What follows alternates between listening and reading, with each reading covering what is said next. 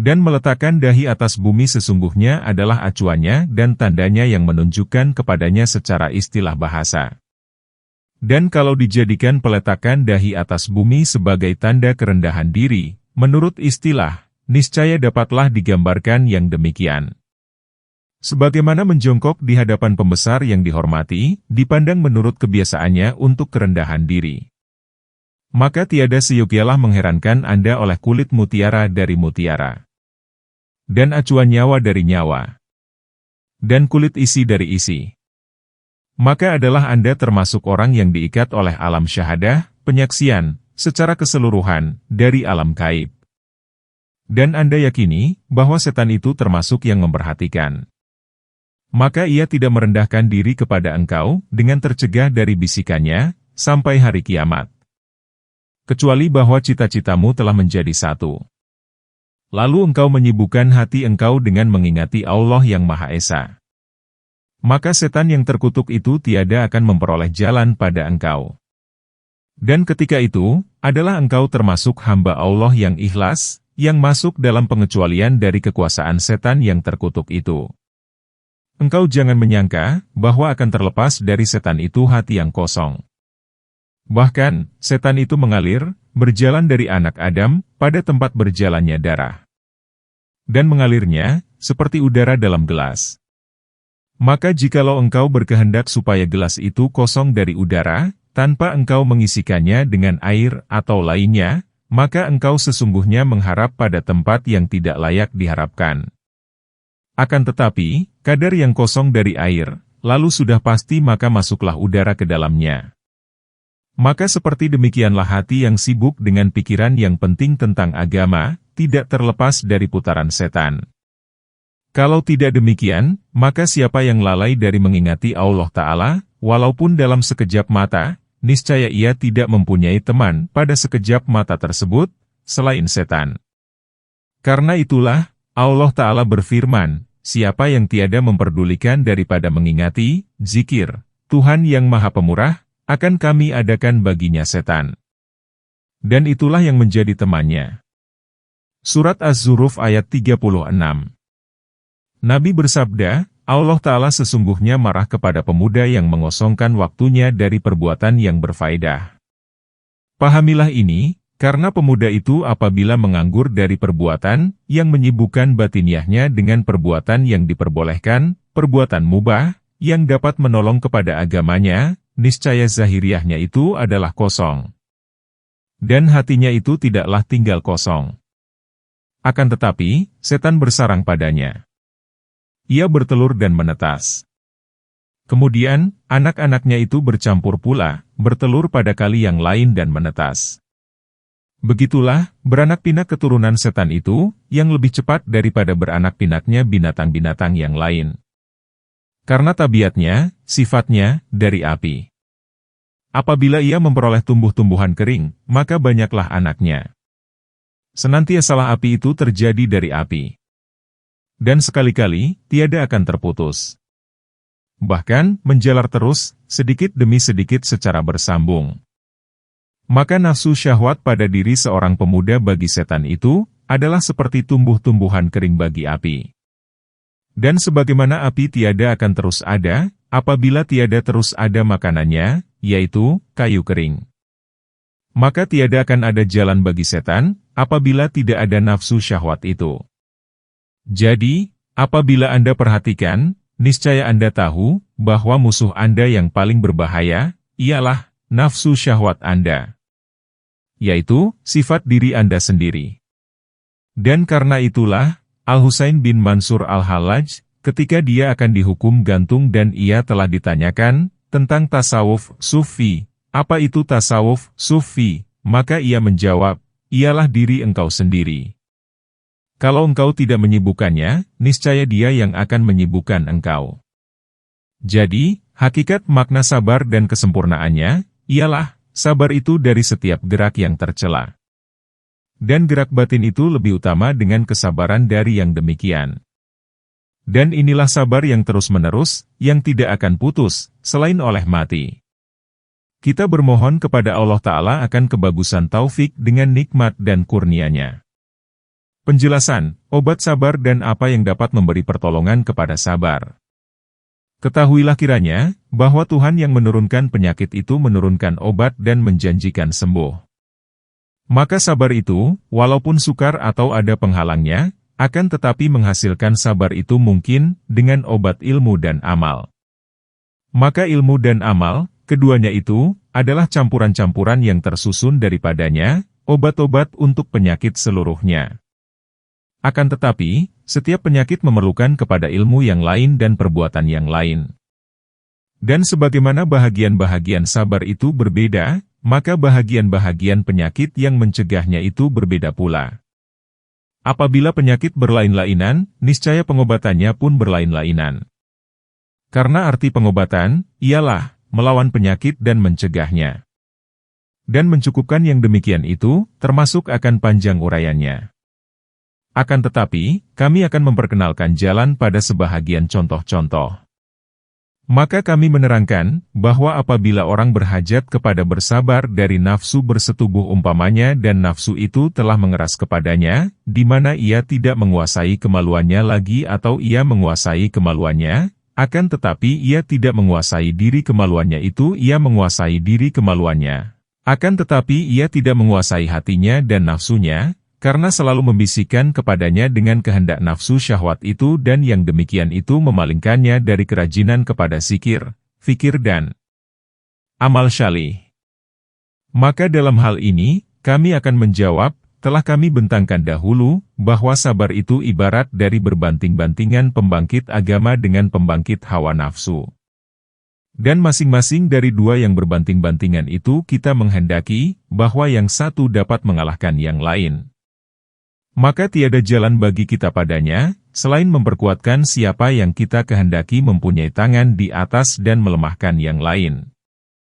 Maka haruslah kita di sini menguatkan pembangkit agama dan melemahkan pembangkit nafsu syahwat.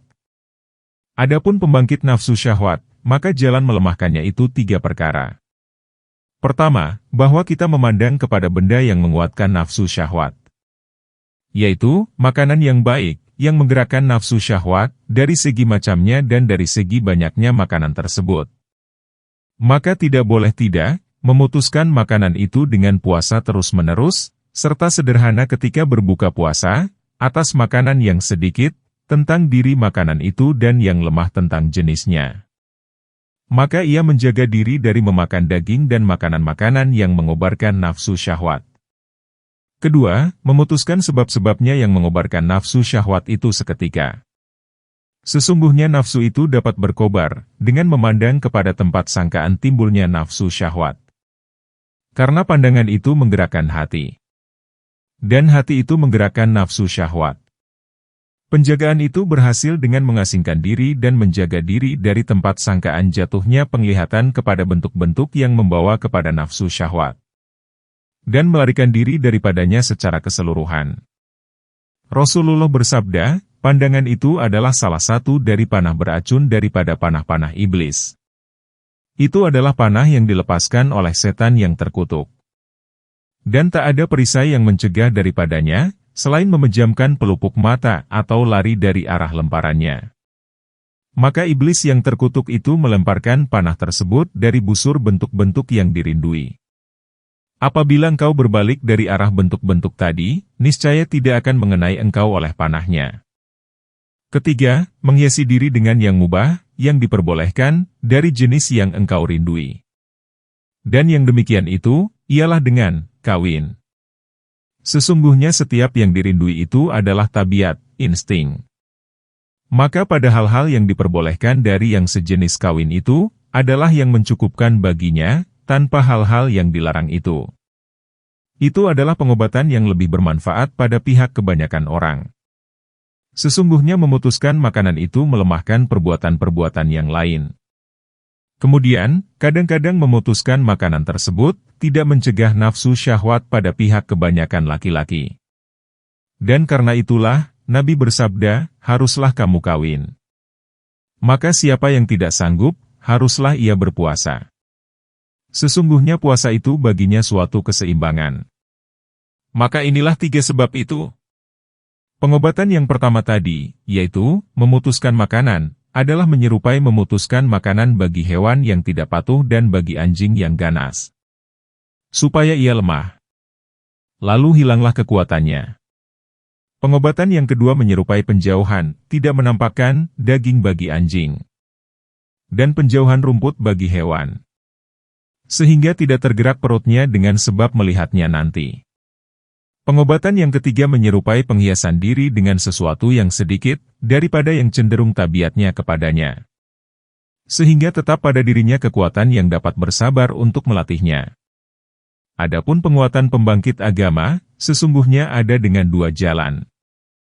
Pertama, memberi makan pembangkit agama pada segala faedah bersungguh-sungguh dan buahnya tentang agama dan dunia. Yang demikian itu, dengan membanyakkan pikirannya pada hadits-hadits yang telah kami bentangkan dahulu, mengenai kelebihan sabar dan mengenai baik akibatnya pada dunia dan akhirat.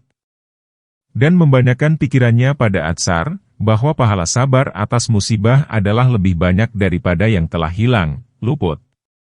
Bahwa dia dengan sebab yang demikian itu menjadi gemar dengan musibah. Karena telah hilang baginya apa yang tidak kekal padanya, selain selama lagi hidup. Dan telah berhasil baginya, apa yang kekal sesudah mati, sepanjang masa. Siapa menyerahkan yang keji pada yang berharga, maka tiada seyogialah ia bergundah hati, karena hilangnya yang keji itu dalam seketika. Ini termasuk sebahagian bab ilmu mengenal Allah Ta'ala. Dan itu sebahagian dari iman. Pada suatu kali, ia lemah dan pada lain kali, ia kuat. Kalau ia kuat, niscaya kuatlah pembangkit iman dan dikobarkannya dengan bersangatan. Dan kalau ia lemah, niscaya dilemahkannya. Kuatnya iman itu, diibaratkan dengan yakin. Dan yakinlah yang menggerakkan kemauan sabar. Dan yang paling sedikit diberikan kepada manusia, ialah yakin dan kemauan sabar itu. Kedua, bahwa pembangkit agama ini membiasakan berbanting-bantingan dengan pembangkit hawa nafsu, secara berangsur, sedikit demi sedikit. Sehingga ia memperoleh lezatnya kemenangan dengan berbanting-bantingan itu. Lalu ia berani kepadanya dan kuat cita-citanya pada berbantingan-bantingan dengan hawa nafsu tersebut. Sesungguhnya kebiasaan dan selalu melatih diri dengan perbuatan-perbuatan yang sulit itu mengokohkan kekuatan, yang timbul perbuatan-perbuatan itu daripadanya. Karena itulah, bertambah kekuatan tukang-tukang pikul, petani-petani dan orang-orang yang tampil ke medan perang. Kesimpulannya, kekuatan orang-orang yang terlatih dengan perbuatan-perbuatan yang sukar, berat, itu menambahkan kepada kekuatan tukang-tukang jahit, pembuat-pembuat minyak wangi, ahli-ahli fikih, al-fukaha, dan orang-orang syalih. Yang demikian itu, karena kekuatan mereka sesungguhnya tidak bertambah kokoh dengan latihan itu. Maka pengobatan pertama itu menyerupai harapan-harapan orang yang berbanting-bantingan dengan pemberian, hadiah, ketika menang. Dan dijanjikan dengan bermacam-macam kemuliaan. Sebagaimana dijanjikan oleh Fir'aun kepada ahli-ahli sihirnya, ketika dihasumnya mereka berhadapan dengan Musa, di mana Fir'aun itu berkata, dan kamu jadinya masuk orang-orang yang terdekat kepadaku. Surat Asy-Syu'ara ayat 42. Dan pengobatan yang kedua itu mempunyai pembiasaan anak kecil yang dikehendaki nanti daripadanya, berbanting-bantingan dan berperang-perangan, dengan melakukan sebab-sebab yang demikian itu, semenjak dari kecil. Sehingga ia jinak dengan yang tersebut, ia berani kepadanya dan kuat angan-angannya padanya. Maka siapa yang meninggalkan bersungguh-sungguh secara keseluruhan dengan sabar, niscaya lemahlah padanya pembangkit agama.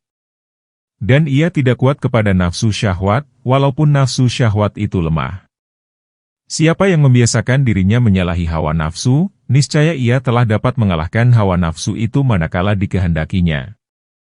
Maka inilah jalannya pengobatan pada semua macam sabar. Dan tidak mungkin menyempurnakannya. Dan sesungguhnya yang paling berat dari segala macam sabar itu, ialah mencegah batin dari bisikan diri. Dan yang demikian itu bersangatan, adalah terhadap orang yang mengosongkan dirinya, untuk sabar, dengan mencegah semua nafsu syahwat zahiriah, mengutamakan pengasingan diri, duduk untuk memperhatikan, zikir dan fikir. Maka bisikan setan senantiasa menariknya dari sudut ke sudut.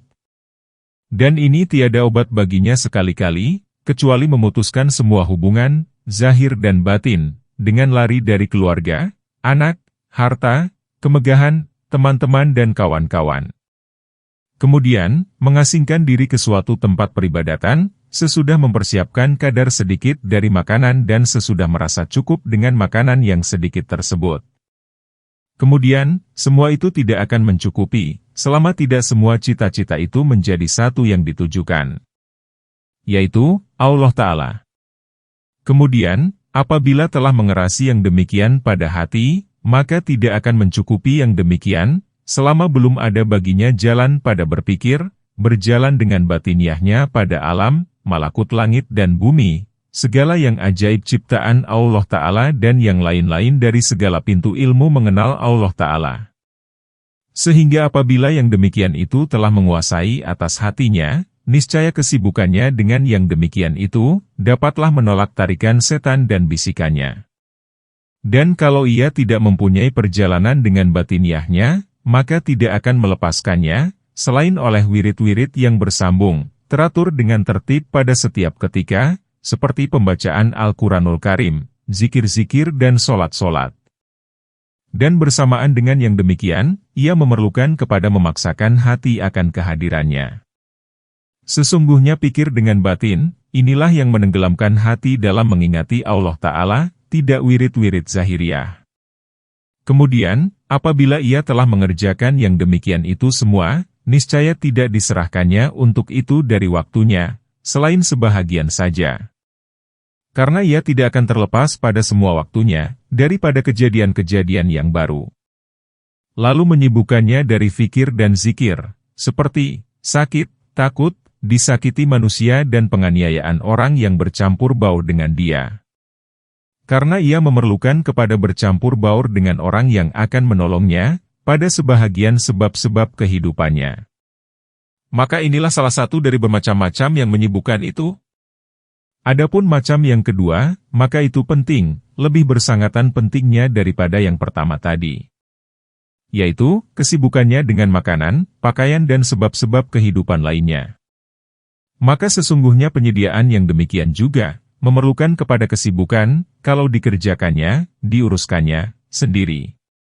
Dan jikalau diurus oleh orang lain, maka ia tidak terlepas dari kesibukan hati dengan orang yang menguruskannya itu. Akan tetapi, sesudah memutuskan semua perhubungan, ia menyerahkan untuk itu kebanyakan waktunya, kalau ia tidak diserang oleh cacian orang atau sesuatu kejadian.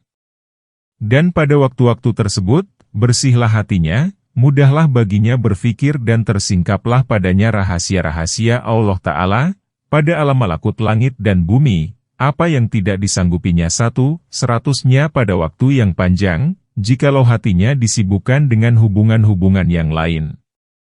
Sampainya kepada ini, adalah makam yang terjauh yang mungkin dicapai dengan usaha dan kesungguhan. Adapun kadar yang tersingkap dan jumlah-jumlah apa yang datang dari kasih sayang Allah Ta'ala pada segala hal dan perbuatan, maka yang demikian itu berlaku, sebagaimana berlakunya buruan. Yaitu, menurut rezeki. Maka kadang-kadang sedikitlah kesungguhan dan banyaklah buruan yang diperoleh. Kadang-kadang panjanglah kesungguhan dan sedikitlah keberuntungan yang diperoleh. Dan pegangan di balik kesungguhan ini, ialah atas tarikan dari tarikan-tarikan Tuhan yang Maha Pemurah. Maka itu adalah yang menentangi perbuatan-perbuatan jin dan manusia. Dan tidaklah yang demikian itu dengan pilihan, ikhtiar, hamba. Ya, pilihan hamba pada mendatangi tarikan itu, dengan memutuskan dari hatinya, tarikan-tarikan duniawi. Maka sesungguhnya orang yang tertarik kepada yang paling rendah dari segala yang rendah itu, tiada akan tertarik kepada yang tertinggi dari segala yang tinggi. Semua yang dicita-citakan di dunia, maka dia tertarik kepadanya. Maka memutuskan hubungan-hubungan yang menariknya itu, adalah yang dimaksud dengan sabda Nabi, sesungguhnya Tuhanmu pada hari-hari masamu itu mempunyai pemberian-pemberian. Adakah tidak kamu mendatangi kepada pemberian-pemberian itu? Yang demikian itu adalah karena pemberian-pemberian tersebut dan tarikan-tarikan itu, mempunyai sebab-sebab datang dari langit, karena Allah Ta'ala berfirman, dan di langit ada rezekimu dan, juga, apa yang dijanjikan kepada kamu. Surat Az-Zariyat ayat 22. Ini termasuk yang tertinggi dari segala macam rezeki. Urusan langit itu adalah hal yang gaib, tidak tampak, bagi kita. Maka kita tidak mengetahui, kapan Allah Ta'ala memudahkan sebab-sebab mendapat rezeki. Maka tiada atas kita, selain mengosongkan tempat dan menunggu turunnya rahmat dan sampainya waktu pada temponya. Seperti orang yang memperbaiki tanah dan membersihkannya dari rumput dan menaburkan benih padanya. Semua itu tidak bermanfaat, selain dengan hujan. Dan tidak diketahui, kapan Allah Ta'ala mentakdirkan sebab-sebab turunnya hujan. Hanya ia percaya dengan kurnia Allah Ta'ala dan rahmatnya, bahwa ia tidak akan membiarkan suatu tahun tanpa hujan.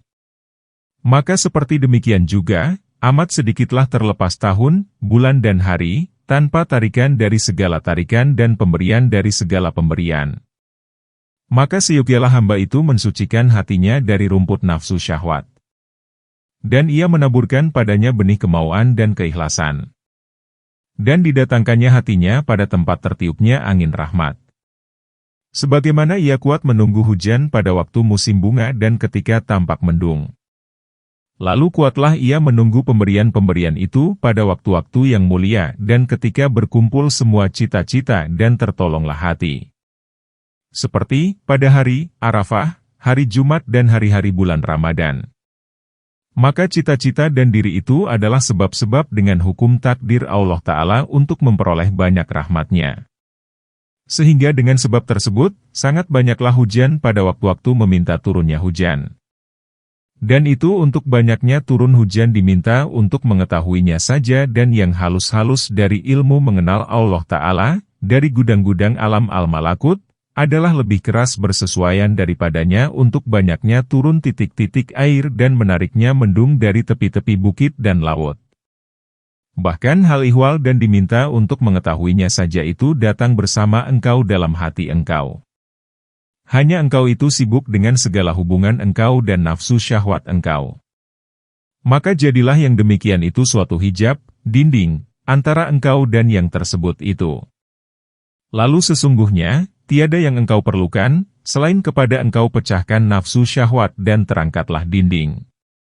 Lalu cemerlanglah cahaya ilmu mengenal Allah Ta'ala dari batin hati. Dan menimbulkan air bumi dengan mengorek parit adalah lebih mudah dan lebih dekat daripada melepaskan air ke bumi dari tempat yang jauh, yang rendah daripadanya.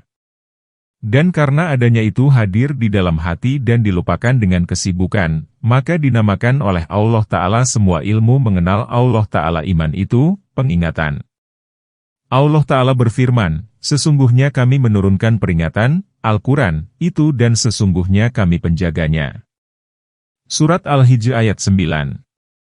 Allah Ta'ala berfirman, dan supaya orang-orang yang mengerti, dapat memikirkan. Surat 38 Sya'ad ayat 29. Allah Ta'ala berfirman, dan sesungguhnya Al-Quran itu kami mudahkan untuk diingati, maka adakah orang yang mengambil pelajaran? Surat Al-Qamar ayat 17. Maka ini adalah pengobatan sabar dari bisikan-bisikan setan dan kesibukan-kesibukan. Dan itulah penghabisan derajat sabar. Sesungguhnya sabar, menahan diri, dari hubungan-hubungan seluruhnya itu didahulukan dari sabar atas gurisan-gurisan dalam hati. Al-Junaid mengatakan, berjalan dari dunia ke akhirat itu mudah atas orang mu'min. Meninggalkan makhluk pada menyukai kebenaran itu sukar. Berjalan dari diri kepada Allah Ta'ala itu payah benar. Dan sabar bersama Allah itu sangat sukar. Beliau menyebutkan, sukarnya sabar dari segala yang menyibukkan hati. Kemudian, sukarnya meninggalkan makhluk. Dan hubungan-hubungan yang paling sukar atas diri seseorang, ialah hubungan dengan makhluk dan suka kemegahan. Sesungguhnya keenakan menjadi kepala, menang, kedudukan tinggi dan banyak pengikut itu, adalah keenakan yang paling menjadi kebiasaan di dunia pada diri orang-orang yang berakal. Maka bagaimana tidak menjadi kelezatan yang paling menjadi kebiasaan dan yang dicari itu adalah salah satu dari sifat-sifat Allah Ta'ala, yaitu, Ar-Rububiyah, ketuhanan. Dan ketuhanan itu disukai dan dicari menurut tabiat hati manusia. Karena padanya, penyesuaian bagi hal-hal ketuhanan. Dan dari yang demikian itu, diibaratkan dengan firman Allah Ta'ala, "Jawablah, ruh itu termasuk urusan Tuhanku." Surat 17 Al-Isra ayat 85. Tidaklah hati itu tercela atas kesukaannya yang demikian. Sesungguhnya ia tercela atas kesalahan yang terjadi baginya, disebabkan tipuan setan yang terkutuk, yang menjauhkan dari alam urusan Tuhan. Karena setan itu dengki kepada adanya hati itu termasuk sebagian dari alam urusan Tuhan. Lalu disesatkannya dan digodakannya. Bagaimana maka hati itu tercela, padahal ia mencari kebahagiaan akhirat? Ia tidak mencari, selain kekekalan, yang tak kekal padanya. Kemuliaan, yang tak hina padanya. Keamanan, yang tak ada ketakutan padanya. Kekayaan, yang tak ada kemiskinan padanya. Dan kesempurnaan, yang tak ada kekurangan padanya. Ini semua adalah termasuk sifat-sifat ketuhanan. Dan tidak tercela mencari yang demikian. Bahkan, setiap hamba itu berhak mencari kerajaan besar, yang tiada berkesudahan. Yang mencari kerajaan itu, adalah sudah pasti yang mencari ketinggian, kemuliaan kesempurnaan. Akan tetapi, kerajaan itu ada dua, kerajaan yang bercampur dengan segala macam kepedihan dan dihubungi dengan cepatnya kehancuran. Akan tetapi dia itu segera, yaitu, di dunia. Dan, yang kedua, kerajaan yang kekal yang tidak bercampur dengan kekeruhan dan kepedihan. Dan tidak diputuskan dengan sesuatu yang memutuskan. Akan tetapi, dia itu lambat, nanti. Dan manusia itu dijadikan tergopoh-gopoh, gemar pada yang segera. Lalu datanglah setan dan ia mencari jalan kepada manusia, dengan jalan segera, terburu-buru, itu, yang menjadi tabiat manusia. Maka diperdayakannya dengan jalan terburu-buru itu. Dihiasinya dengan yang sudah ada di depan. Dan ia mengambil jalan kepadanya dengan jalan kebodohan. Lalu dijanjikannya dengan tipuan pada akhirat dan diberikannya nikmat serta kerajaan dunia itu akan kerajaan akhirat. Sebagaimana disabdakan oleh Nabi, orang bodoh itu, ialah orang yang mengikutkan dirinya akan hawa nafsunya dan berangan-angan kepada Allah dengan bermacam-macam angan-angan. Maka tertipulah orang yang terhina tadi, dengan tipuan setan. Dan ia sibuk dengan mencari kemuliaan dunia dan kerajaannya, sekadar kemungkinannya. Dan orang yang memperoleh taufik, tiada akan tersangkut dengan tali tipuan setan itu.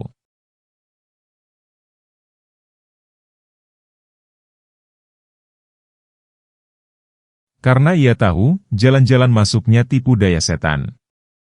Lalu, ia berpaling dari yang segera, dunia, itu. Maka diibaratkan dari hal orang-orang yang terhina itu, dengan firman Allah Ta'ala, "Jangan.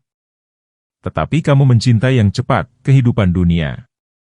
Dan meninggalkan hari akhirat." Surat Al-Qiyamah ayat 20-21. Allah Ta'ala berfirman, "Sesungguhnya orang-orang itu mencintai kehidupan yang cepat dan meninggalkan di belakang mereka hari yang berat."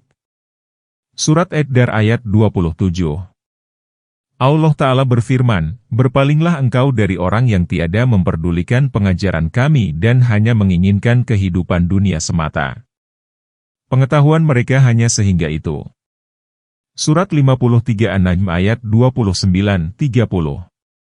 Tatkala tipu daya setan telah berterbangan pada makhluk seluruhnya, maka Allah Ta'ala mengutus para malaikat kepada para rasul-rasul.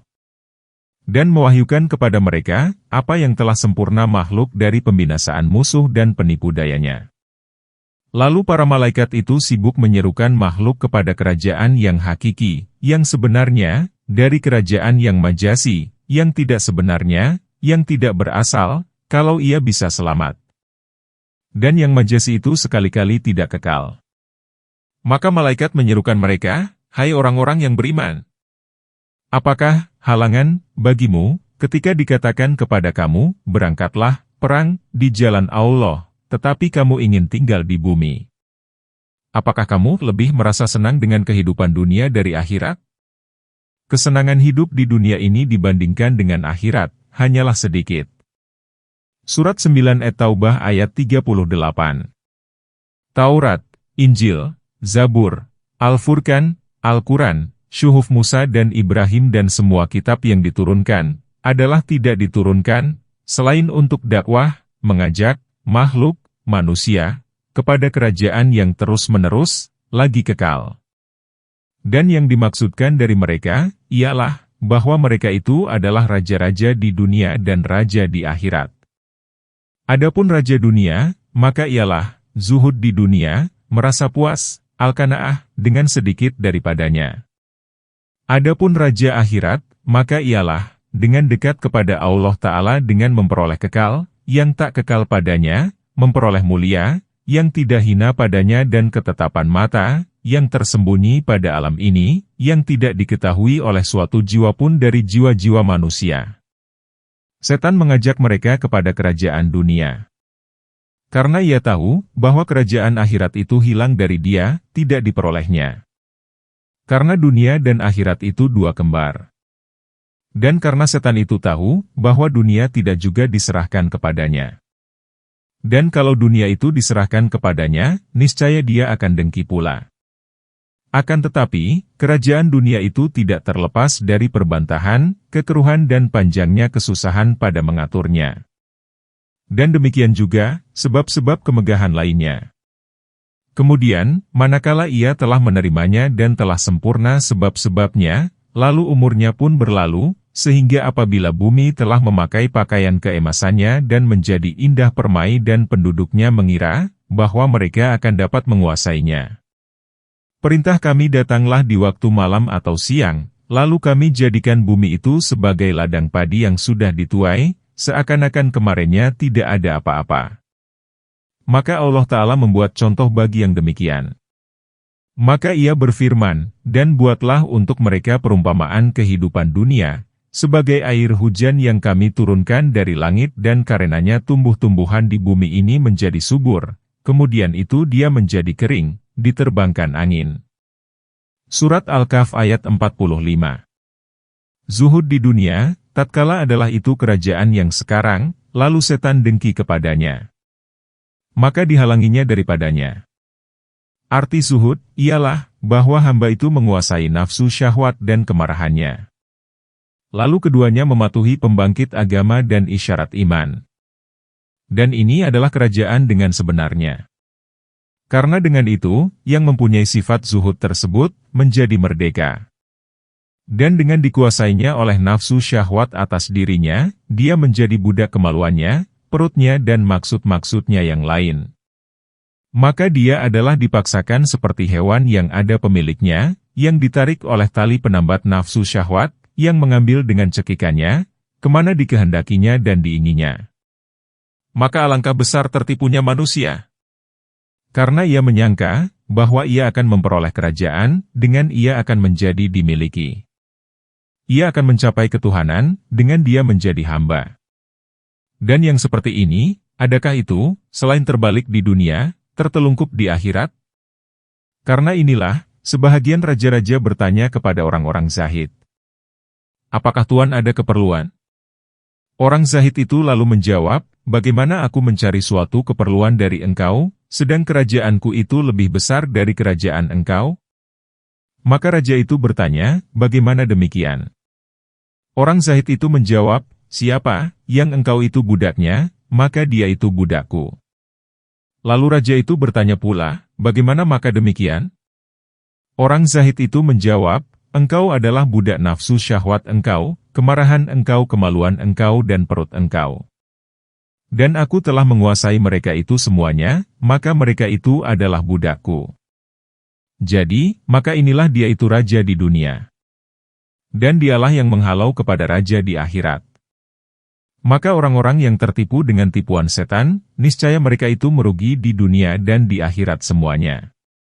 Dan orang-orang yang memperoleh taufik untuk berpegang teguh kepada jalan yang lurus, niscaya memperoleh kemenangan di dunia dan di akhirat semuanya.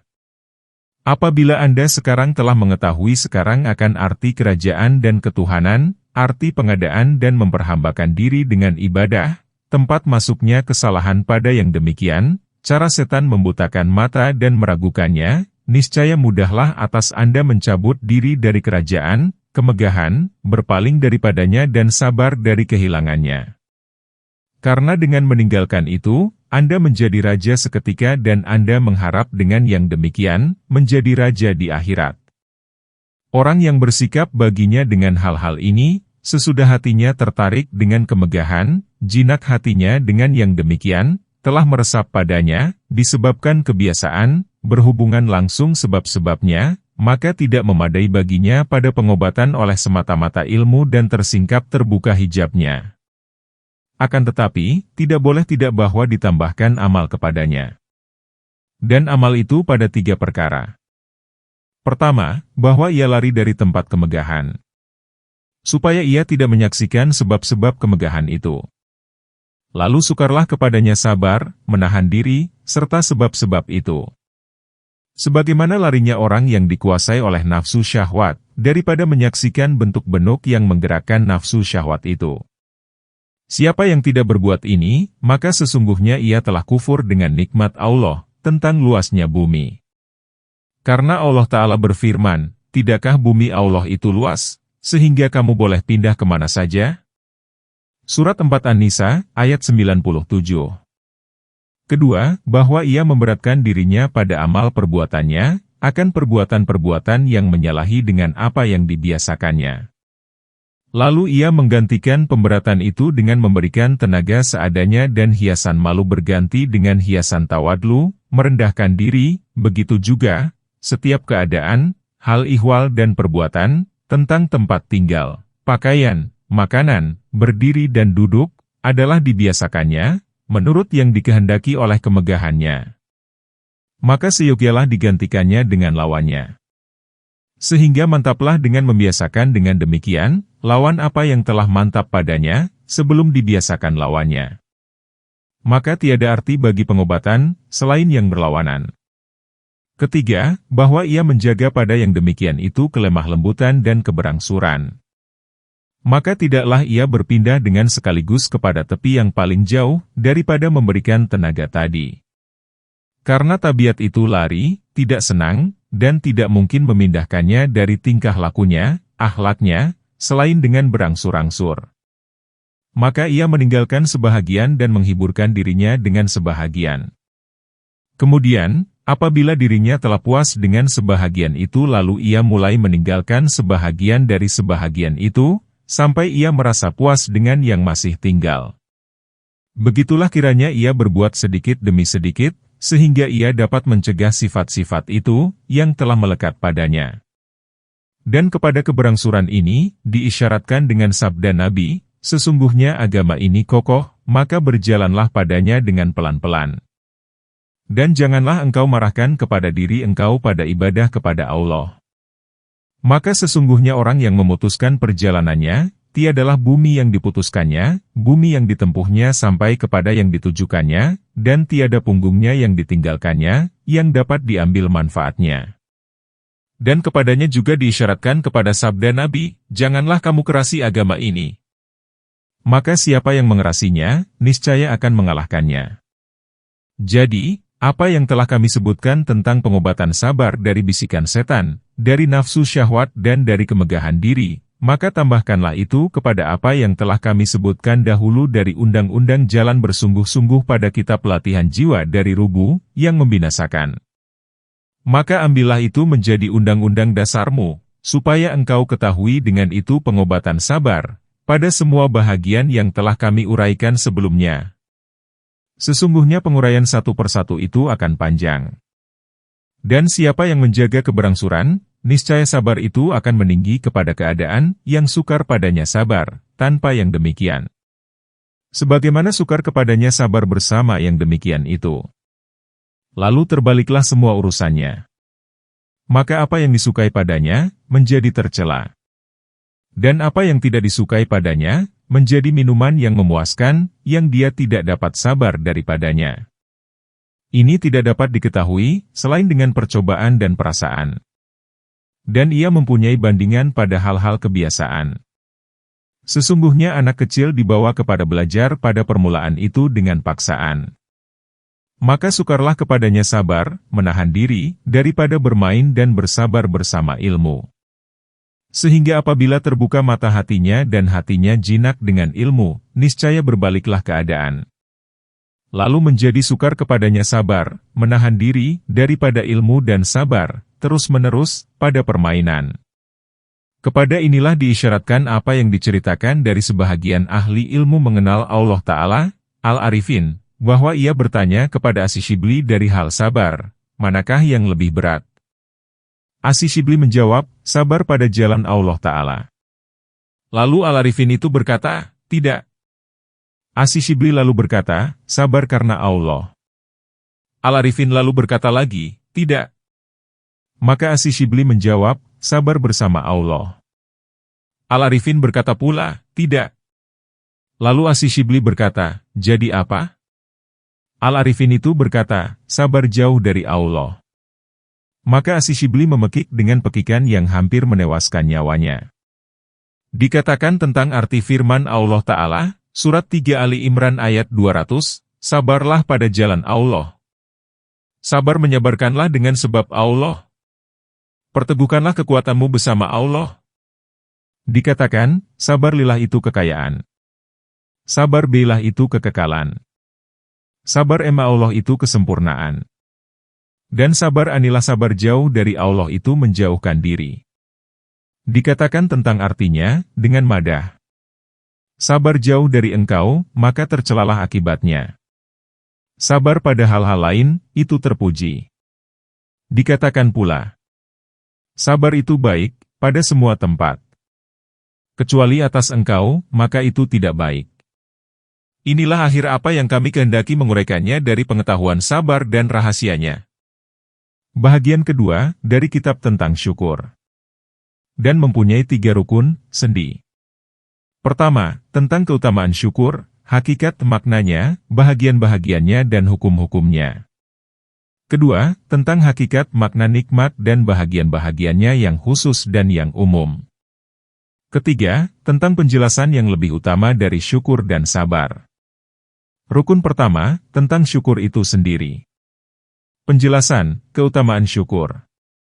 Ketahuilah kiranya, bahwa Allah Ta'ala membaringi syukur dengan zikir dalam kitabnya, ia berfirman, sesungguhnya mengingati Allah itu amat besar manfaatnya. Surat Al-Ankabut ayat 45.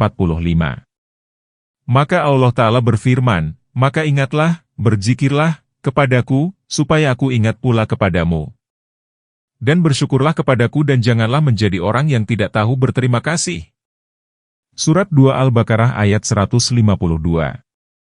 Allah Ta'ala berfirman, Allah Ta'ala tiada akan berbuat menyiksakan kamu, kalau kamu bersyukur dan beriman. Surat An-Nisa, ayat 147. Allah Ta'ala berfirman, dan kami akan memberikan ganjaran untuk orang-orang yang bersyukur. Surat 3 Ali Imran ayat 145. Allah Azza wa Jalla berfirman, untuk menceritakan dari hal iblis yang terkutuk, aku akan duduk mengganggu mereka dari jalan yang lurus. Surat 7 Al-Araf ayat 16. Dikatakan, bahwa jalan yang lurus itu, ialah, jalan syukur. Dan karena tingginya tingkat syukur itu, maka setan yang terkutuk itu menusuk pada makhluk. Ia berkata, dan tidaklah akan engkau dapati, bahwa kebanyakan mereka menjadi orang-orang yang bersyukur. Allah Ta'ala berfirman, dan sedikit sekali dari hamba-hambaku yang tahu bersyukur, berterima kasih. Surat Saba ayat 13. Allah Ta'ala telah memutuskan, dengan menambahkan nikmat beserta syukur dan ia tidak mengadakan pengecualian. Maka Allah Ta'ala berfirman, kalau kamu bersyukur, niscaya aku akan menambahkan kepadamu. Surat Ibrahim ayat 7. Allah Ta'ala mengadakan pengecualian pada 5 perkara, pada memperkayakan, menerima doa, rezeki, ampunan dan taubat. Maka Allah Ta'ala berfirman, Allah akan memberikan kekayaan kepada kamu dengan kurnia-Nya, jika ia menghendaki. Surat 9 At-Taubah ayat 28. Allah Ta'ala berfirman, maka Dia, Allah, akan menghilangkan bahaya yang kamu berdoa, bermohon kepadanya, kalau ia menghendakinya. Surat 6 Al-An'am ayat 41. Allah Ta'ala berfirman, dan Allah memberikan rezeki kepada siapa yang dikehendakinya dengan tiada dapat dikirakan. Surat 2 Al-Baqarah ayat 212.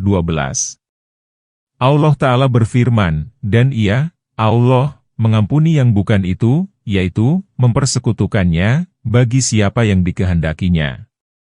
Surat 4 An-Nisa, ayat 48. Allah Ta'ala berfirman, dan Allah menerima taubat siapa yang dikehendakinya. Surat 9 At-Taubah ayat 15. Syukur itu adalah salah satu akhlak ketuhanan, karena Allah Ta'ala berfirman, Allah itu maha bersyukur dan maha penyantun. Surat At-Taghabun ayat 17. Allah Ta'ala menjadikan syukur itu anak kunci perkataan penduduk surga. Allah Ta'ala berfirman, mereka, penduduk surga, itu mengucapkan, segala pujian untuk Allah yang telah memenuhi janjinya kepada kami. Surat Az-Zumar ayat 74. Allah Ta'ala berfirman, dan akhir doa mereka, bahwa, segala pujian bagi Allah Tuhan semesta alam. Surat 10 Yunus ayat 10. Adapun hadits, maka Rasulullah bersabda, orang yang makan dan yang bersyukur adalah seperti orang yang berpuasa yang sabar. Diriwayatkan dari Atha bin Abi Rabah, bahwa Atha mengatakan, aku masuk ke tempat Aisyah, lalu aku bertanya, terangkanlah kepadaku dengan yang paling mengherankan, dari apa yang engkau lihat dari Rasulullah. Lalu, Aisyah itu menangis dan berkata, bagaimana keadaannya yang tidak mengherankan? Pada suatu malam dia datang kepadaku. Lalu ia masuk bersama aku pada tempat tidurku. Atau, Aisyah mengatakan, dalam selimutku, sehingga kulitku menyentuh kulitnya. Kemudian, ia bersabda, wahai putri Abu Bakar, biarkanlah aku beribadah kepada Tuhanku.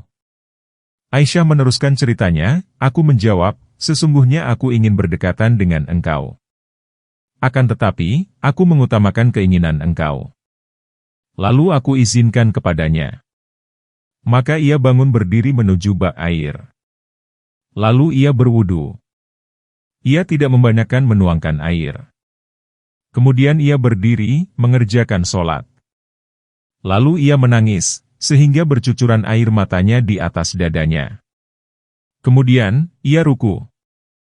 Lalu ia menangis. Kemudian, ia sujud, lalu ia menangis. Kemudian ia mengangkat kepalanya, lalu ia menangis. Maka senantiasalah seperti yang demikian, ia menangis, sehingga datanglah Bilal. Lalu Bilal memberitahukannya, mengerjakan adzan, untuk sholat. Maka aku mengatakan, wahai Rasulullah, apakah yang membawa engkau menangis? Padahal Allah Ta'ala telah mengampunkan apa yang telah terdahulu dari dosa engkau dan apa yang terkemudian? Lalu ia menjawab, apakah tidak aku ini seorang hamba yang bersyukur? Mengapa tidak aku perbuat yang demikian? Padahal Allah Ta'ala telah menurunkan ayat kepadaku, sesungguhnya tentang kejadian langit dan bumi, pertukaran malam dan siang, kapal yang berlayar di lautan yang memberi manfaat kepada manusia, air, hujan, yang diturunkan Allah dari langit, lalu dihidupkannya, karena hujan itu, bumi yang sudah mati, kering. Dan berkeliaranlah berbagai bangsa binatang dan perkisaran angin dan awan yang disuruh bekerja di antara langit dan bumi, sesungguhnya semua itu menjadi bukti kebenaran untuk orang yang mengerti. Surat 2 Al-Baqarah ayat 164. Ini menunjukkan bahwa menangis itu seyogialah tiada putus selalu. Dan kepada rahasia inilah, diisyaratkan oleh apa yang diriwayatkan, bahwa sebahagian nabi-nabi melintasi batu kecil yang keluar daripadanya banyak air. Lalu nabi tersebut merasa heran dari yang demikian. Lalu nabi itu dituturkan oleh Allah Ta'ala. Maka ia berkata, bahwa semenjak aku mendengar firman Allah Ta'ala, kayu apinya neraka itu, adalah manusia dan batu-batu. Surat 2 Al-Baqarah ayat 24. Maka aku menangis dari karena takutnya. Lalu ia bermohon kepada Allah Ta'ala, kiranya ia melepaskannya dari api neraka. Maka ia dilepaskan oleh Allah Ta'ala. Kemudian, sesudah beberapa waktu, dilihatnya pula seperti yang demikian, lalu ditanyakan, mengapa engkau menangis sekarang? Nabi itu lalu menjawab, tangis dulu itu, tangis ketakutan dan ini, tangis kesyukuran dan kegembiraan. Hati hamba itu adalah seperti batu atau hati hamba itu adalah seperti batu atau lebih lagi kerasnya. Dan kerasnya itu tiada akan hilang, selain dengan menangis dalam semua hal ketakutan dan kesyukuran. Diriwayatkan dari Nabi, bahwa beliau bersabda, diserukan pada hari kiamat, supaya bangunlah berdiri orang-orang Alhamadun, orang-orang yang banyak memuji Tuhan atas nikmat-Nya. Maka bangunlah suatu jamaah. Lalu ditegakkan bagi mereka bendera. Maka mereka itu lalu masuk sorga.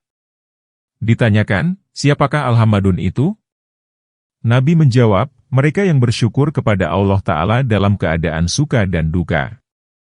Nabi bersabda, pujian itu selendang, ridha, Tuhan yang Maha Pengasih.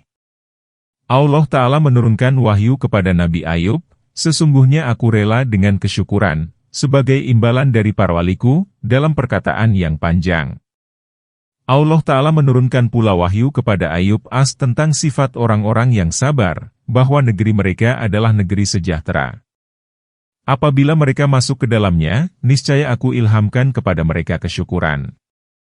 Dan itu adalah perkataan yang sebaik-baiknya. Dan ketika kesyukuran itu, aku akan tambahkan kepada mereka. Dan dengan memandang kepadaku, aku tambahkan kepada mereka.